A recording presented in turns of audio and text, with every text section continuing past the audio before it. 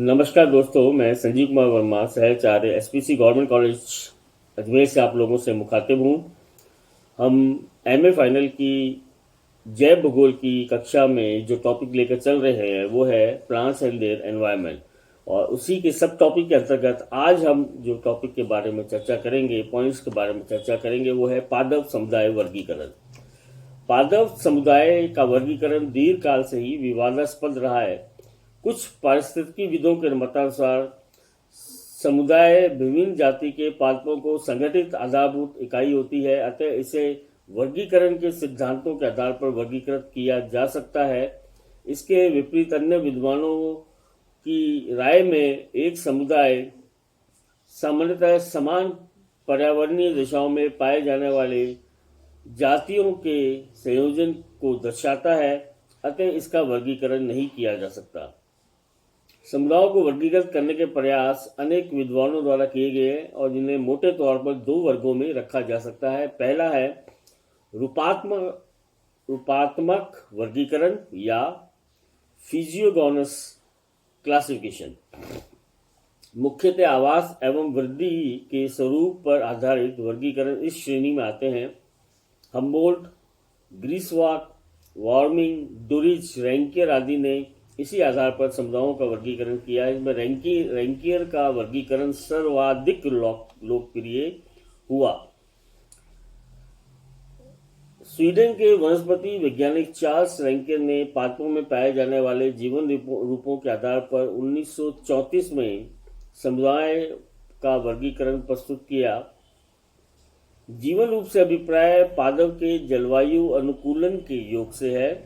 रैंकियर के वर्गीकरण का मुख्य आधार पादप जीवन तथा जलवायु कारकों के मध्य संबंधों को दर्शाता है।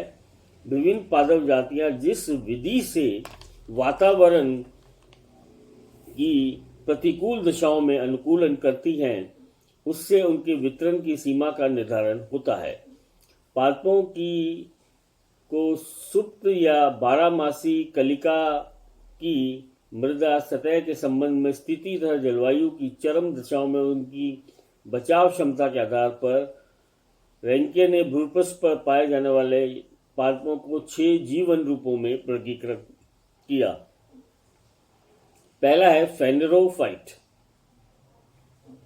विश्व के लगभग 50% पादप मुख्यतः फेनेरोफाइट वर्ग में आते हैं।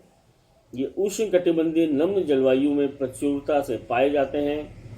सदाबहार वृक्ष, पर्णपाती वृक्ष तथा ऊंची झाड़ियां इसमें सम्मिलित होती हैं, जिनमें काफी ऊंचाई पर सुप्त कलिकाएं पाई जाती हैं। इस वर्ग के पादप जलवायु की चरम दशाओं व तीव्र पवनों को सहन कर सकते हैं। विभिन्न ऊंचाइयों के आधार पर फेनेरोफाइट पादपों का निम्न उप विभागों में वर्गीकरण किया जा सकता है। पहला है वृद्ध फेनेरोफाइट 30 मीटर से अधिक, मध्यम फेनेरोफाइट 8 से 30 मीटर के मध्य और लघु फेनेरोफाइट 2 से 8 मीटर के मध्य। अति लघु फेनेरोफाइट 2 मीटर से भी कम होते हैं तथा आरोही फेनेरोफाइट लताएं ये अधिकांशतः बहुवर्षीय होते हैं। रोजवुड, आयरनवुड, महोगनी, बरगद, पीपल, नीम, बबूल आदि इसके प्रमुख उदाहरण हैं। दूसरा वर्ग है वो कहलाता है कैमीफाइट।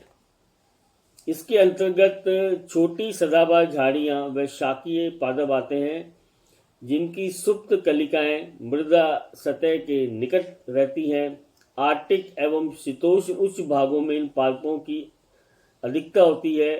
बर्च, विलो, लार्च आदि इसके प्रमुख उदाहरण हैं। अगला जो वर्गीकरण है वो कहलाता है हेमीक्रिप्टोफाइट। इसमें छोटे शाकीय पादप व घास सम्मिलित होते हैं, जो कि सख्त होने के कारण उष्ण मरुस्थल से लेकर शीत जलवायु तक सहन कर लेते हैं। इनकी सुप्त कलिकाएं आंशिक रूप से मिट्टी में या पत्तियों में ढेर के नीचे दबी रहती हैं। आर्कटिक व शीतोष्ण जलवायु कटिबंधों में वनस्पति आवरण का बड़ा भाग इसी वर्ग के अंतर्गत आता है। चौथा पॉइंट है क्रिप्टोफाइट।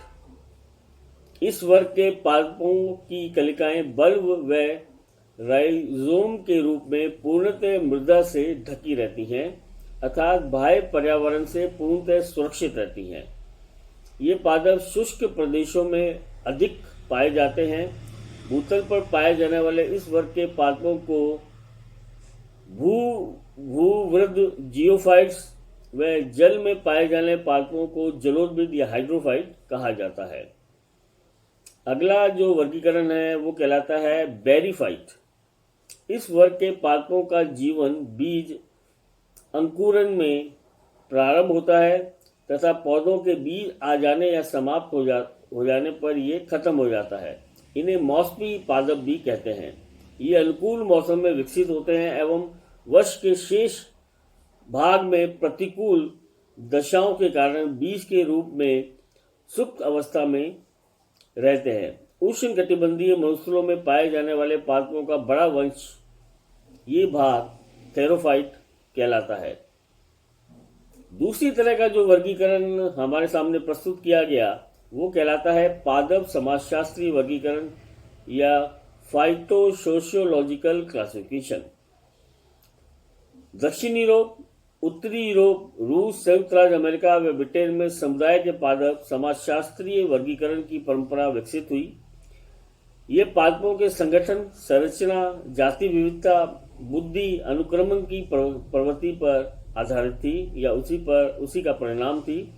अनेक वनस्पतिविदों ने उक्त आधार पर पादप समुदाय का वर्गीकरण प्रस्तुत हुआ, जिसमें क्लीमेंट्स का वर्गीकरण सबसे उल्लेखनीय है। क्लीमेंट्स का वर्गीकरण फ्रेडरिक क्लीमेंट ने 1916 में वनस्पति की विभिन्न इकाइयों के आधार पर पादप समुदायों का वर्गीकरण किया। पहला जो वर्गीकरण था क्लीमेंट्स के अनुसार वो कहलाता था पादप समासंग या प्लांट फॉर्मेशन।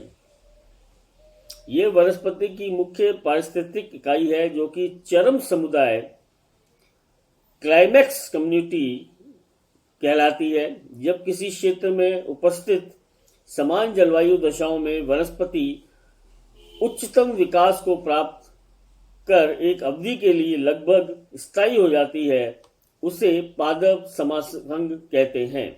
इस प्रकार पादप समासंग भौगोलिक दृष्टि से लगभग समान जलवायु दशाओं वाला प्रदेश होता है, जिसमें प्रधान पादपों के बुद्धि स्वरूप में समरूपता पाई जाती है। पादप समासंग जलवायु के सूचक होते हैं, अर्थात इन पादपों पर जलवायु कारक का पूर्ण प्रभाव होता है। एक पर्णपाती वन समासंग में सभी प्रमुख वृक्ष चौड़ी पत्तियों वाले होते हैं। इसी प्रकार एक मनुष्यलीय महासंघ में प्रमुख प्रजाति के रूप में झाड़ियां या कांटेदार पादप होते हैं। प्राय समान जलवायु के क्षेत्र में एक ही प्रकार के समासंघ पाए जाते हैं, किंतु कहीं कहीं पादपों के संगठन में स्थानिक भिन्नता भी होती है। वर्षावन, पर्णपाती वन, शंकुधारी वन, घासस्थल, मैंग्रोव झाड़ियां आदि विश्व के प्रमुख समासंघ हैं। क्लीमेंट्स का जो वर्गीकरण है वो इस प्रकार से चलता है: पादप समासंघ, फिर पादप महासंघ, फिर पादप संघ, फिर पादप समाज। अब हम दूसरी बात कर रहे हैं पादप सहसंघ या सहचार्य की, प्लांट एसोसिएशन की। दूसरा जो वर्गीकरण क्लीमेंट्स के अनुसार है, पादप समासंघ के उपवर्ग को लघु समुदाय या सहसंघ कहते हैं। एक पादप समासंघ में अनेक सहसंघ उपस्थित हो सकते हैं, अर्थात पादप समुदाय को अनेक सहसंघों में विभाजित किया जा सकता है। इनकी संख्या जलवायु की स्थानीय भिन्नता या उप जलवायु दशाओं पर निर्भर करती है। प्रत्येक सहसंघ में 2 या अधिक प्रभावी जातियां होती हैं। इस प्रकार सहसंघ समासंघ की तुलना में स्वरूप, संरचना व पादपों के संगठन की दृष्टि से अधिक समरूपता लिए होते हैं। यथाकथा स्थानीय आवासीय कारकों में सूक्ष्म अंतर के कारण सहसंघ के भी उप विभाग विकसित हो जाते हैं।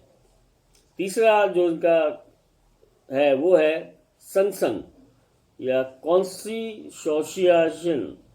मृदा, तापक्रम, वर्षा इत्यादि कारकों में स्थानीय भिन्नता के कारण पादप सहसंघ में अनेक पादप संग संग बन जाते हैं, ऐसे प्रत्येक समुदाय में केवल एक ही पादप प्रजाति की प्रधानता या प्रमुखता होती है। और चौथा लास्ट है समाज या सोसाइटी। जब एक पादप समुदाय में एक से अधिक उप प्रभावी जातियां पाई जाती हैं तो उसे समाज कहते हैं। एक घास तल में उन प्रभावी शाख या छोटी झाड़ियां इसका प्रमुख उदाहरण है। धन्यवाद। हमने आज प्लांट्स क्लासिफिकेशन के बारे में डिस्कशन किया, क्लीमेंट्स और रैंकियर महोदय का। कल हम या अगली कक्षा में हम पादप अनुक्रमण और उसके प्रभावों के बारे में चर्चा करेंगे, या प्लांट सक्सेशन या उसके कारणों के बारे में या उसके प्रभावों के बारे में चर्चा करेंगे। तब तक के लिए धन्यवाद।